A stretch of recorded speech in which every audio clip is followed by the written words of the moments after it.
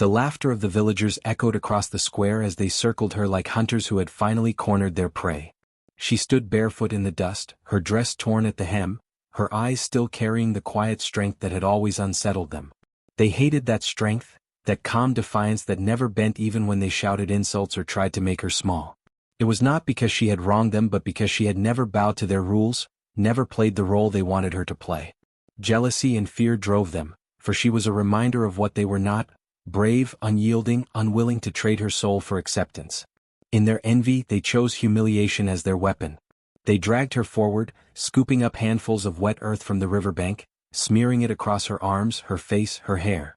Mud dripped down her cheeks like mock tears, and they roared with laughter, convinced they were stripping her dignity away. Every shove, every taunt, every clump of mud thrown against her body was meant to bury her spirit.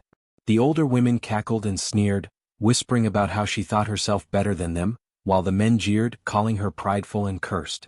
Even the children, too young to understand the depth of cruelty, copied their elders and hurled mud as though it were a game. She said nothing. Her silence enraged them more than her resistance ever could, for in her quiet stillness she gave them no victory. They wanted her to cry out, to break down, to show shame, but her eyes remained steady, and even through the mud, her gaze carried an unspoken defiance. Her body was smeared and caked, but her spirit stood untouched. The crowd grew wilder, fueled by its own cruelty. One man shouted that she should be paraded through the village, a lesson to anyone who dared to stand apart. Another suggested that the mud should be left to dry on her skin until she was too weak to wash it away. Some spat words about curses and spirits, claiming she brought misfortune simply by existing in her untamed way. But beneath their words was fear, fear of what they could not control. They saw in her a power that did not come from position or wealth, but from the fire of her being. That fire scared them because it was something they could never smother. So they chose the only path they knew: mockery, violence, humiliation. As the mud thickened on her skin, heavy and cold, she felt the weight pressing against her body, but in her heart, it became something different. Each smear, each layer, reminded her of the earth itself, the same earth that had fed her, the same ground on which she had walked freely, the same soil that knew her footsteps as surely as it knew the rain. The villagers thought they were desecrating her, but in some quiet corner of her mind, she began to feel a strange connection to the very mud they smeared upon her. She was being forced down into the earth, but instead of drowning she found strength in its touch. Their cruelty had unknowingly given her a bond, a reminder that she was not alone. The land itself, the ground beneath their homes and their fields, was with her. Still the jeers did not stop. They called her filthy, cursed, broken. They expected her to wilt, to crumble under the shame, but she stood there motionless, as though rooted to the soil. Her silence became louder than their mockery, and in that silence, unease began to creep into some hearts. A few paused, staring at her, wondering why she did not react. Was she too proud? Or was she beyond their reach? The laughter faltered for a moment, but pride pushed them to continue. They could not stop now, for to admit her strength was to admit their weakness. So they pressed on, covering her until she seemed more statue than woman, encased in a shell of mud. Inside that shell, she whispered to herself words no one could hear. She reminded herself that humiliation is only power if one accepts it. She would not give them that. She would not give them the satisfaction of seeing her spirit bend. Her body was heavy, her skin chilled, but her soul burned hotter than ever. In their attempt to shame her, they had made her unshakable. They did not know it yet, but this act of cruelty would be remembered not for her disgrace but for her endurance. They thought the mud would break her. Instead, it was beginning to shape her, to harden around her, to become something more than what they had intended. What they called filth, she was already beginning to see as armor. And though they still laughed, she knew deep within her that the day would come when their cruelty would return to them, and the story they told would not be of her shame, but of her unbroken. Her body trembled beneath the weight of the mud as it clung cold and heavy to her skin, dripping from her hair and hardening against her clothes. The laughter of the villagers echoed all around her, a cruel chorus that sought to pierce her spirit as much as the filth coated her body. Yet, instead of responding with anger or breaking down in shame, she closed her eyes. In that moment of stillness, she shut out the sound of their jeering voices and turned her heart inward, reaching for a strength they could not see. Beneath her breath, she whispered words no one else could hear, an ancient prayer passed down from mothers to daughters, a call to the ancestors who never abandoned their children. Her lips moved softly, invoking the spirits of those who had walked before her, those who had endured even greater humiliations and risen above them. The mud was not just mud to her, she felt it as the earth itself, pressed against her skin, as if the soil of her homeland were wrapping her, binding her, reminding her she was not weak. Each grain of dirt, each streak of muck smeared on her body, became a connection to the land beneath her feet. She prayed to it, begged it for strength, and surrendered her suffering into its embrace. The villagers saw only a silent, mud-covered girl, but within her, the prayer began to rise like smoke from a hidden fire. She asked her ancestors for courage, for their voices to echo through her bones, for their unbroken will to fill her veins. She asked the earth to hear her pain, to bear witness to her torment, and to transform what was meant to crush her into something that would lift her higher. The mud that clung to her was not her shame, it was the blood of the land, the dust of time, the silent power of those who had survived before her. Her voice, though quiet, vibrated with conviction. With each word whispered, her heart steadied, her breathing deepened, and her body no longer felt as though it carried filth but rather a sacred weight. She prayed for endurance, not vengeance, asking that her suffering would not turn her bitter but rather strengthen her soul. She prayed for the cruelty of her tormentors to return to them as lessons, not curses, so they might one day understand the gravity of what they had done. She prayed for her own spirit not to falter, even when the laughter clawed at her ears and the shame tried to seep into her bones. The ancestors answered, not in words, but in a quiet warmth that began to spread through her chest. Her heart beat steady and strong, and she realized she was not alone. She could almost hear the whispers of old voices, reminding her that she was made of their courage, that their blood was her blood, and that her pain was also theirs to carry. The earth too seemed to respond. The mud clung to her more firmly, almost as though it refused to let go, shaping itself tighter to her body, not as humiliation but as protection. As the villagers continued to jeer, she stood taller, even as the muck weighed down her limbs. She did not fight them, did not curse them, did not break before their mockery. Instead, she let the prayer continue to flow, her lips moving, her spirit grounding itself deeper into the soil. Her silence became heavier than their noise. Her stillness became a force they could not understand. Some of them faltered, their laughter thinning, as if sensing that something beyond their control had been awakened in the girl they thought they could shame. Though no light shone and no thunder cracked the sky, the prayer made her radiant within herself. It wrapped her in dignity invisible to their eyes. And though she remained covered in mud, she knew in her heart it was no longer a mark of disgrace but the very armor she had asked for.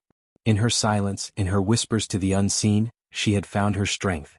And with each breath, each prayer, each connection to the ancestors and the earth, the girl who had been mocked grew unshakable, even if no one else yet understood it. When the village finally went silent, when the jeering laughter of the people died down and the torches dimmed, she was left sitting on the cold ground with nothing but the weight of the mud pressed against her skin. It had dried in patches during the day, cracking along her arms and face, clinging in other places where it had sunk into her hair and lashes. Every part of her felt heavy, sticky and raw, and yet she did not cry.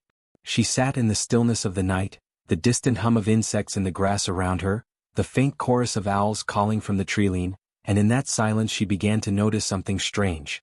The mud, which should have felt like shame, did not only weigh her down, it seemed to hum faintly against her skin as though alive, as though listening. At first she thought it was exhaustion, that her mind was inventing sensations in the darkness. But when she pressed her palm to her chest, she could feel it. A low, slow rhythm that wasn't her heartbeat, wasn't her breath, but something else moving with her, as if the earth itself was settling into her bones.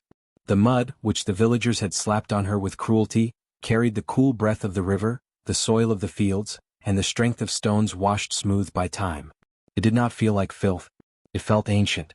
She closed her eyes and listened, waiting, and in that waiting came whispers, so soft at first that she almost mistook them for wind. They were not words, not in the way the villagers spoke. They were echoes, murmurs that rose from deep in the ground, resonating through the mud hardened against her body. She thought of her prayer earlier, the quiet plea she had made when their laughter pierced her heart, asking the ancestors and the land to see her suffering and not let her be broken. Perhaps, she thought, this was the answer. Perhaps the mud they had meant as humiliation had carried her prayer back into the soil, and now the soil was speaking back. Her skin tingled as the mud began to shift slightly, tightening in places as though binding itself to her, filling in the hollow where her spirit had threatened to collapse. She traced her fingers across her arm, and where the mud had dried, it felt different now, not brittle, not weak, but solid like the first layer of stone laid in a wall. It no longer peeled or flaked away but fused against her like something deliberate, something forged. The more she noticed it, the less she felt the sting of what had been done to her. Images flickered in her mind as the whispers deepened, visions of women before her who had walked through pain but were never broken, of men who had been chained but rose again like storms, of youth who had spoken truth when no one wanted to hear it. The mud pulsed with their memory. She felt them in her blood and bones as if the ground itself remembered every struggle, every tear, every act of defiance, and now it was reminding her. She was not alone, she was never alone. The longer the night stretched on, the more she realized that she could not move the mud even if she wanted to. It was no longer a costume of shame but a skin of resilience. It hugged her shoulders firmly, wound down her arms like sculpted sleeves, shielded her chest as if some hidden hand had carved armor around her. She raised her head, and the moonlight caught on the hardened ridges, gleaming faintly like stone. She had been covered to be mocked, but the earth had chosen to remake her instead. For the first time since the villagers' hands shoved her into the dirt, she felt her breath steady. She touched her lips, smeared with dried clay, and did not wipe it away. Let them laugh, she thought. Let them point and call her cursed or ruined. They had unknowingly armed her. They had thought they were burying her spirit, but instead, they had pressed her closer to the soil that had always carried her people. She stood slowly, the weight of her new shell moving with her like a second body. The night air was cool, but she no longer shivered. She felt tall, larger than herself, as though the very ground rose with her. The whispers softened now, not vanishing but settling, like a promise kept quiet until the moment it would be needed again. She looked toward the village, its huts outlined against the night, and then back toward the hills where the stars scattered like endless fireflies. The mud had transformed her, and though she did not yet know how or why, she understood one thing clearly. They had tried to weaken her, but they had awakened something the earth itself would not allow to be broken. When dawn broke, the village was restless. At first, people thought the young woman would wake broken, ashamed, and crawling in defeat after the humiliation they had forced upon her. They expected her to wash herself desperately in the river, begging the mud to leave her skin, trying to scrub away the shame. But instead, she rose with the same mud hardened across her body, not soft filth anymore but a shell that gleamed like dull stone. It clung to her, not in ugliness but in something strange, something almost divine. Her movements were strong, her back straight, her gaze unflinching. She did not appear ruined. She appeared untouchable. That single sight made whispers rush like wildfire through the village. Some children clung to their mother's skirts, hiding their eyes. The elders who once smirked at her disgrace now tightened their lips in unease. It was only mud, one man muttered, but even as he said it, he could not keep his voice steady. They saw how when she stepped into the light, the shell of hardened earth seemed to glisten, as if it were not merely soil but some gift drawn from the heart of the land itself. No one dared laugh. Their chuckles had turned into swallowed silence, their sneers into uneasiness. They tried to convince themselves that it was a trick, that her body would soon crack under the weight of what covered her. But when she walked past the goat pens and the animals bowed their heads low instead of fleeing, when the dogs that used to bark at her whimpered and lowered themselves to the ground, fear began to settle in their bones. What had begun as mockery was no longer within their control. They had created something they could not explain. The women who had smeared the mud upon her the night before now avoided her gaze. They wrapped themselves tighter in their shawls, muttering excuses for why they had taken part. It was not my hand, it was hers. I only touched her shoulder. I did not mean it. But no matter how they tried to lessen their guilt, their eyes betrayed their terror. Deep down they knew, they had planted the seed of her rising. The young woman did not lash out, did not curse, did not cry. That silence frightened them more than any scream could have. A scream would have shown weakness. Her stillness, her quietness, her calm walk through the village paths was a reminder that she was no longer ordinary. The ancestors they worshipped seemed to walk with her shadow. Some began to whisper that perhaps the earth itself had chosen her.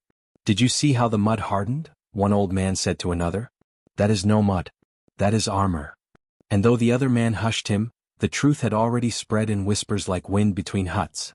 At night, they began to lock their doors and windows, afraid of what she might do to them. They had tried to strip her of dignity, but instead they had clothed her in power. Fear is a strange thing, it does not grow slowly but all at once. By the second day, the same villagers who had mocked her could no longer meet her eyes. They imagined her vengeance waiting like a storm, even though she did nothing. Even the chief grew uneasy. He had permitted the humiliation, perhaps even encouraged it, believing it would suppress her rising influence. Now he watched as the villagers avoided her path, as the market fell into silence when she arrived, as people bowed their heads though she had not asked for it. The chief's power rested on fear, but the people were no longer afraid of him. They were afraid of her. By the third night, the villagers whispered prayers they had not said in years. They burned incense, hoping to ward off whatever spirit walked within her. But in their hearts they knew it was too late. Their mockery had transformed into their own undoing. The young woman had become something untouchable, a reminder that cruelty has a way of turning back upon its maker. The more they trembled, the more her silence grew heavy, like thunder waiting in the sky. They had wanted to see her broken, crawling beneath the weight of shame. Instead, they had given her armor stronger than anything they could strip away. And so they began to fear, not just her, but the punishment that might come for what they had done. She rose with the dawn, the mud clinging to her body no longer cold nor shameful, but firm and radiant like carved stone. Every movement she made carried weight, each step echoing with the strength of the ancestors who had heard her cries. The village was just beginning to stir when they saw her, this figure draped in earthen armor, glistening beneath the sun as though sculpted from the soil itself. Gasps filled the air, whispers spread, and the people who once gathered to laugh at her humiliation now stared in silence, unable to deny the transformation before them. Where they had intended to see a broken woman, they now saw something unshakable, someone who had risen above cruelty and emerged as more than human. Her feet pressed into the ground with steady rhythm as she walked through the heart of the village. The mud armor cracked and shifted with her movements but never fell away, as if the earth had pledged its loyalty to her alone. Mothers pulled their children close, elders lowered their eyes, and the men who had smeared the filth upon her days before could not bring themselves to meet her gaze. She did not shout, nor did she curse them. She needed no words, her very presence carried the weight of defiance, an unspoken truth that mocked their cruelty. The path through the village felt long, but each step was purposeful. She passed the well where they had gathered to ridicule her, the market where jeers had filled the air, and the sacred fire where whispers of jealousy had sparked their cruelty. Now silence replaced laughter. A woman who was meant to be a spectacle of shame had become a walking reminder of their own weakness. The same mud they had used to degrade her now stood as her shield, a gift of endurance she alone could carry. Inside her spirit burned. She thought of how easily they had turned against her, how fragile their unity had been when built on scorn. Yet she also thought of the earth beneath her feet, how it had not rejected her prayers, how it had taken her pain and forged it into strength. With each step she felt more aligned with the ancestors, more bound to the land that had cradled her since birth. She was no longer just a young woman marked by cruelty, she was the living proof that humiliation could be reborn as triumph. Some tried to avert their eyes, ashamed of what they had done, but others stared in awe and fear. Children tugged at their mother's hands, asking if she was a spirit come to life. The elders murmured that she had been chosen, that the ancestors had seen the injustice and answered. Yet she gave them no answers, offered no comfort. Her silence was its own form of judgment, and her march was not for them. It was for herself, for the girl who once stood trembling under their laughter and now walked taller than all their shadows. By the time she reached the edge of the village, she had carved herself a place in their memory. No one would forget the sight of her, armor made of the very mud they had used to disgrace her, steps steady as though guided by the earth itself, eyes fixed forward with a fire they could not extinguish. She had not raised a hand against them, yet she had conquered them. Their cruelty had forged her, and now they could never undo what they had created. When she paused and turned her head slightly, even that small movement was enough to make the crowd shrink back. Her face bore no anger, only resolve. They could see in her silence that she was no longer of their measure, no longer someone they could diminish. She was a living lesson carved in mud and stone. Resilience cannot be buried, and strength often rises from the soil of humiliation. The chief had long believed himself untouchable, a man whose word bent the village like reeds in the wind. His guards, armed with spears and arrogance, had always been enough to silence dissent. But when the armored woman appeared, striding through the village with the mud hardened into an unyielding shell around her, even he felt the tremor of unease ripple through his chest. "Stop her," he barked, voice sharp as thunder. The guards rushed forward, spears gleaming under the sun. The villagers held their breath, waiting for the inevitable, waiting for her to be beaten back, humiliated again, crushed beneath the authority of their leader. But the moment the first spear struck her shoulder, the sound was not of flesh tearing but of wood snapping. The hardened mud shimmered like stone, and the spear splintered against her body, leaving the guard staring in disbelief. Another guard swung his blade, aiming for her side. The metal clashed with her armor and bounced back as though it had struck iron. The force of his own blow recoiled into his arm, sending him sprawling to the ground. She stood unmoved, her eyes glowing with calm fury, her body an immovable force. Whispers swept through the crowd. She is protected. She is chosen. She cannot be harmed. The chief clenched his fists. Fools! Strike her down. But every weapon failed. Spears shattered, blades dulled, and the fists of the strongest warriors bruised their own bones against her armor. With each failed attempt, the woman grew taller in spirit, and the villagers who had once laughed at her now looked on in awe. Finally she raised her voice, not loud, not angry, but steady. You sought to bury me in shame. You covered me in mud, hoping it would weigh me down. But the earth has chosen differently. What was meant to break me has become my shield. Her words carried across the silent crowd like a drumbeat, sinking into their bones. The chief snarled. You dare defy me? You, a girl disgraced. She stepped closer, each footfall heavy, shaking the ground. I do not defy you. I stand for justice. For every woman silenced. For every man beaten into submission. For every child forced to bow when they should have been free. The guards, bruised and humiliated, hesitated to rise again. They had given everything they had, and yet she remained untouched. Some dropped their weapons, unwilling to fight a battle already lost. The chief's face darkened, fear crawling into the corners of his arrogance. He had built his power on the submission of others, but here stood someone who could not be broken. Desperate, he reached for his spear, a weapon carved with sacred symbols, meant to channel the authority of generations before him. With a roar he thrust it forward, aiming for her heart. The crowd gasped. The spear struck her chest with all his might. But instead of piercing, it cracked. The sacred weapon splintered, fragments falling at her feet like dry twigs. She did not flinch. She did not stumble. She only looked at him with eyes that burned like fire. The earth does not bend to tyranny, she said. The ancestors do not bless cruelty. Her hand rose slowly, not in violence but in declaration. Your rule is over. The villagers erupted, not in jeers but in chants. Voices that once mocked her now lifted her name as if it were a song of deliverance. They surrounded the chief, no longer afraid, no longer willing to kneel. His power unraveled before him, thread by thread, until he was just a man standing alone in the face of his people. The woman turned, her armor glistening in the sun. She did not strike him down. She did not need to. The broken spear at her feet was judgment enough. The chief stumbled back, his voice trembling. She is a curse, he muttered, desperate to cling to any shred of control. But the villagers did not see a curse. They saw a miracle. They saw the embodiment of resilience, of justice wrapped in the very earth that had once been their foundation. And in that moment the woman understood.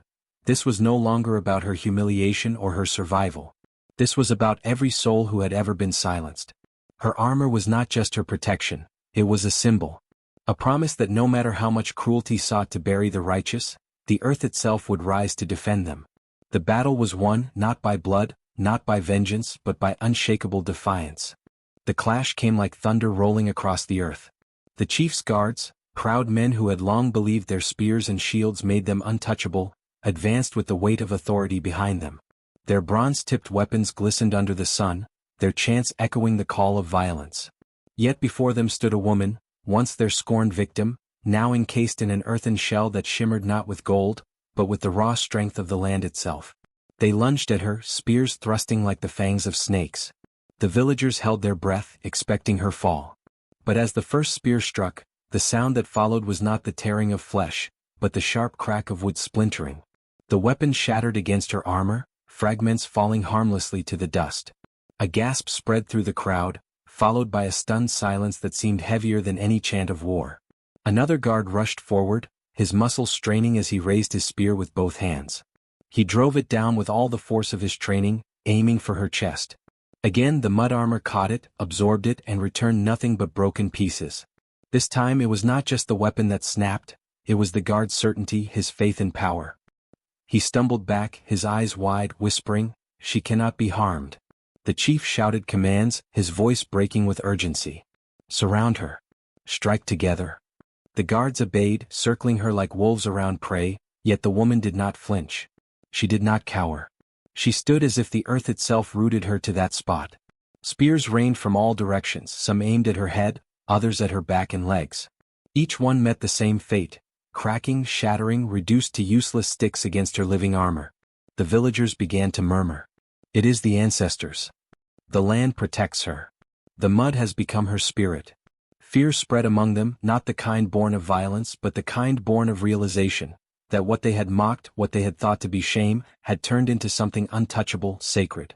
The guards hesitated now, their confidence drowned beneath disbelief.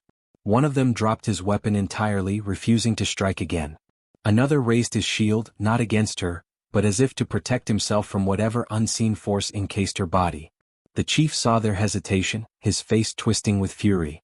"Cowards," he bellowed. "She is nothing but clay and bone. Strike her down." But even as he spoke, the truth betrayed him. The woman took a step forward, the ground beneath her vibrating with the weight of her stride. She did not attack, she did not need to. Her presence was enough.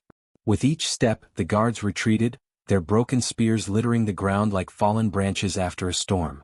Then, as though the earth wished to make its declaration clear, a final guard, braver or more foolish than the rest, thrust with one last spear. The point touched her chest, pressing against the armor. Instead of breaking instantly, it trembled, resisting, as if the earth wished to prove its supremacy slowly. Then, with a deafening crack, the spear split apart, shards flying outward, cutting even the guard who held it. He cried out in pain, dropping what remained, and fell to his knees before her. The villagers gasped again, but this time their fear shifted into awe. This was no longer the sight of a humiliated woman standing against her oppressors.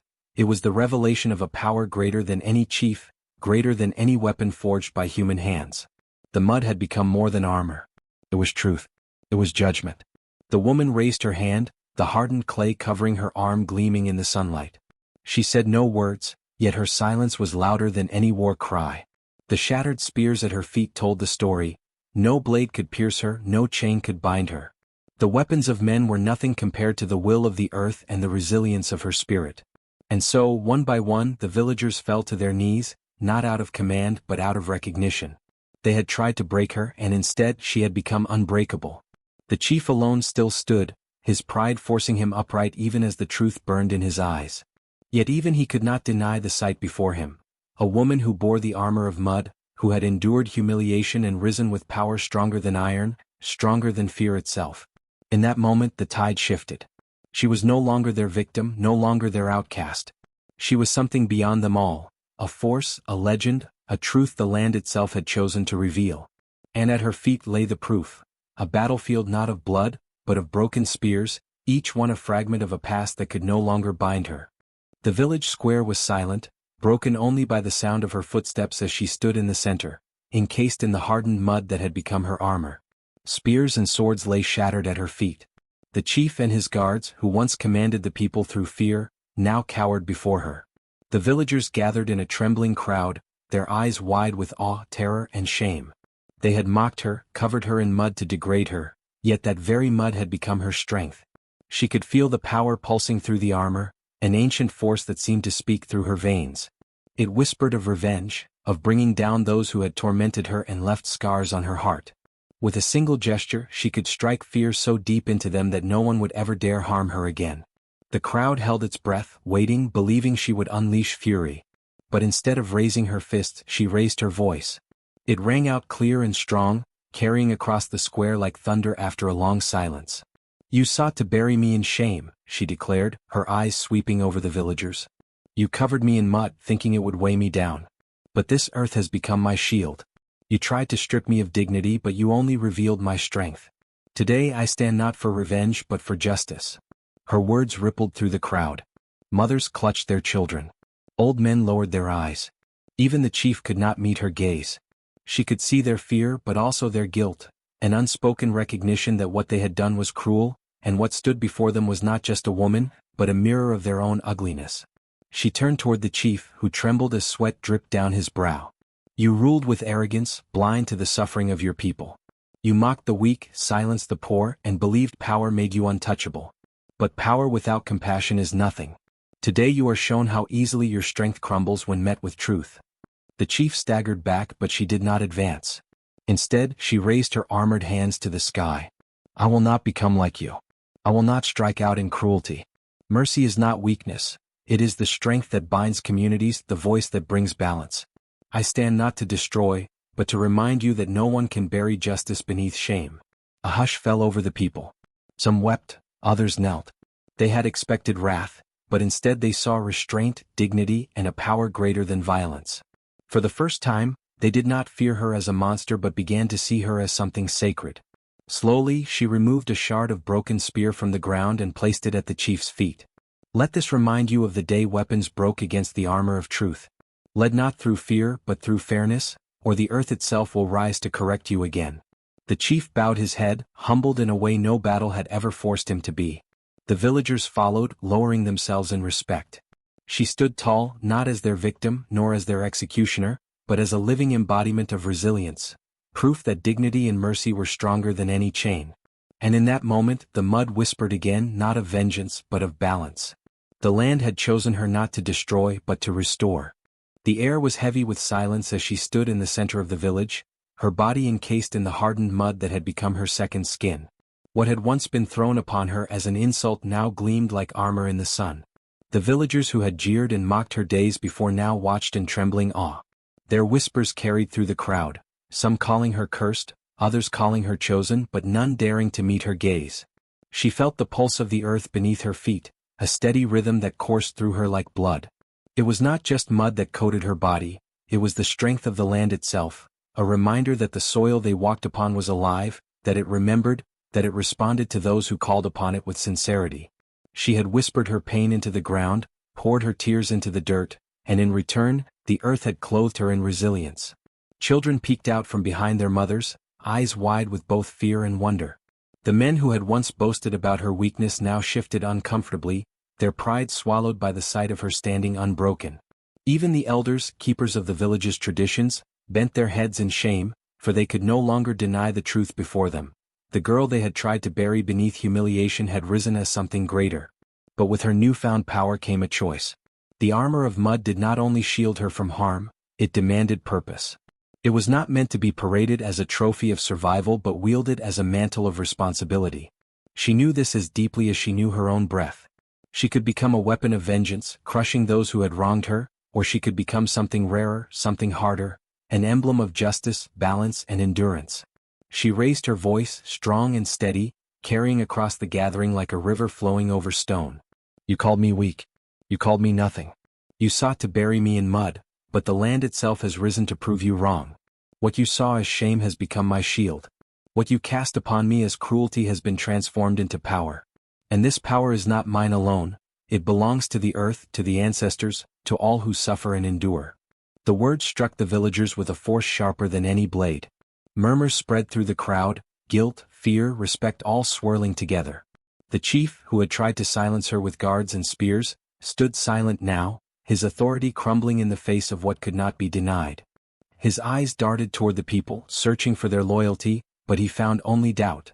The very foundation of his rule, built on cruelty and dominance, trembled beneath the weight of her presence.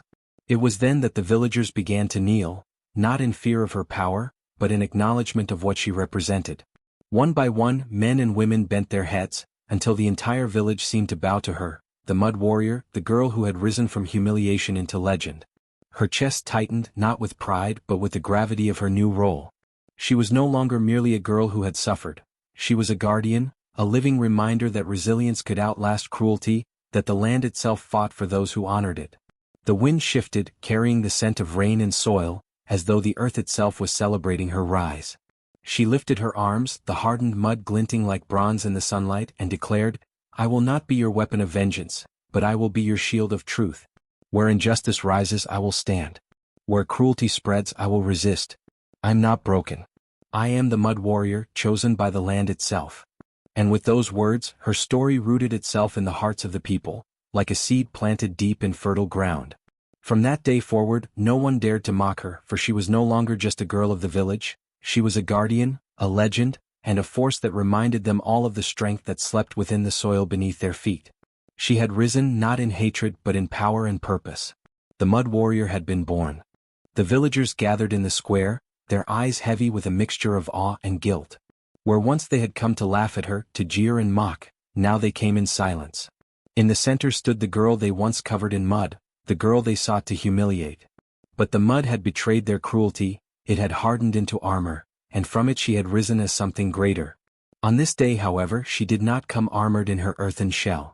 She had set aside the plates of hardened mud, carrying only one fragment in her hand, a piece that still bore the grooves of her skin, still rough with the memory of her suffering. The villagers shifted uneasily as she approached the square stone platform. With slow, deliberate steps, she climbed atop it and held the fragment aloft. "This," she said, her voice carrying with an authority that made even the chief bow his head, "is more than mud. This is the weight of what you tried to do to me. You meant to cover me in shame, but it became my shield. You meant to bury me, but it became my crown." The people murmured among themselves. Some wept quietly, ashamed of their part in her torment. Others gazed at her with reverence, recognizing her not as a victim but as a lesson. She knelt and placed the hardened fragment in the center of the square. "Let this stone remain here," she declared, "so no child grows up believing humiliation will make them small, and no hand rises thinking shame will break another's spirit. This stone will remind us that what we cast as weakness can turn into strength, and what we shape as cruelty can turn into power." The silence that followed was thick, reverent. Even the children, usually restless and loud, stood still, their eyes fixed on the strange piece of earth. Some of them whispered, calling it a gift from the spirits, others simply stared in wonder. The chief stepped forward, his pride fractured by what he had witnessed. His guards no longer carried their spears, for they had seen how useless they were against her armor. Bowing his head, he asked, "What would you have of us? Tell us and it will be done." She looked at him calmly. "I ask nothing but this: learn. Remember. Do not let fear, envy, or cruelty make you forget the humanity of another. If you see someone brought low, lift them up. If you see someone mocked, stand with them. Let this stone speak louder than my armor, louder than any blade." The villagers nodded, some openly crying, some sinking to their knees in apology. The weight of her words pressed into them deeper than any punishment could have. For in sparing them, she gave them no excuse to remain the same. Days turned into weeks, and the stone remained where she had placed it. Each morning, villagers came to touch it, as if it carried the power to absolve or strengthen them. Children played around it, hearing from their parents the story of the girl who turned mud into armor. Travelers who passed through the village stopped in the square to hear the tale, and they too carried it beyond the hills and rivers, spreading it like seed in the wind. The girl never reclaimed the fragment. It did not belong to her anymore, it belonged to the people as a mirror of what they had been and a guide for what they must become. Yet she watched over it quietly, knowing that symbols have power, and that the stone's silence would continue the work her voice had begun. And so, the hardened mud became more than armor, more than a weapon. It became a teaching stone, an eternal reminder that shame, when resisted, can transform into the strongest kind of strength. The years passed, and though the girl's feet no longer marched through the village in her armor of mud, her presence lingered in the hearts of the people. Mothers told her story by the hearth, fathers spoke of her strength in the fields, and elders passed it on beneath the baobab trees where wisdom was always gathered. She had become more than flesh and blood, she was a lesson carved into memory. Children, wide-eyed and curious, begged to hear it again and again. How a girl once cast into the mud rose with the earth as her shield, how spears broke upon her body, how she chose justice over vengeance. Each telling painted her less as a victim and more as a guardian chosen by the land itself. Her name became a rhythm of resilience, a song of survival. But words alone could not hold the weight of her legacy. So the people turned to clay. From the same soil that had once been her prison and her salvation, they molded figures, small, rough-hewn at first, then more detailed as their skill grew. Each figure bore a strong stance, arms open, head lifted, a body wrapped in hardened earth. Parents placed them on shelves or by the doors of their huts, so that their children would see them daily and remember, strength does not come only from fists or fury, but from standing firm when the world tries to bury you. In time, these clay guardians multiplied. No village gathering was complete without them, no festival passed without their presence. During planting season, farmers set one in the fields, praying for the endurance of their crops. During harvest, families placed them on the table, reminding themselves to share their abundance with mercy. Even warriors carried tiny clay figures tied to their belts, believing that they would return home with armor not of metal but of spirit. Elders taught children how to shape the mud, pressing their small fingers into the earth, letting them feel the weight of resilience in their hands. "This clay remembers," they would say. "It holds the story of one who refused to break." Shape it well and it will teach you that your wounds can harden into strength. The legend became a thread that stitched generations together. Grandmothers spoke of how they once saw the mud warrior walk past their homes, her steps leaving no dust but a trail of courage. Grandfathers claimed that the earth itself trembled in respect when she stood before the chief. And though time blurred the details, the essence never wavered. A girl meant to be shamed had risen to teach the village its greatest truth. Travelers carried the tale beyond the borders of the village. Soon, other communities heard whispers of the girl whose armor came from the ground, whose voice rose above cruelty, whose mercy was sharper than any blade. Clay figures began to appear in distant markets, their forms recognized by strangers who had never met her but felt her strength in their bones. The legend had crossed rivers and mountains, carried not by warriors or chiefs, but by the humble hands of potters and storytellers. And so she lived on, not in monuments of stone or shrines of gold, but in clay shaped and reshaped by each generation. Children who once listened wide-eyed grew into elders who told the story again, pressing the figures into younger hands. With each retelling, the mud warrior stood tall once more, reminding all who heard. What is meant for shame can be transformed into honor. What is meant for weakness can become unshakable strength. What is meant to bury you can instead make you rise. Thus, her legacy was not a memory that faded with time, but a living lesson molded again and again in clay. The mud warrior became more than a story, she became the very spirit of resilience, a legend that could never be broken, because it had already been hardened in the fires of struggle and shaped by the hands of those who refused to forget.